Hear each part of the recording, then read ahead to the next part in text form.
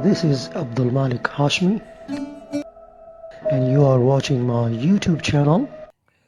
In this video, we will talk about the importance of the Arabic language and its types. Importance of the Arabic language. أهمية اللغة العربية.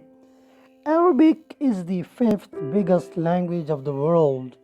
It is the mother tongue of 293 million people of the world.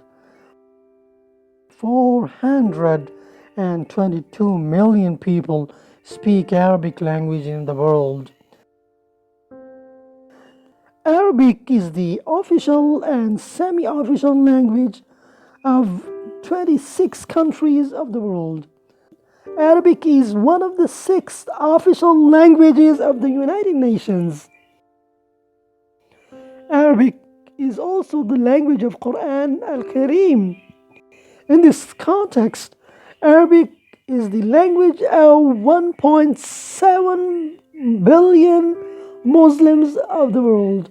Most of the Muslims know enough Arabic to read Qur'anic text. Very few Muslims know the meaning and understand the Qur'an Al Kareem. For more videos, please subscribe my YouTube channel.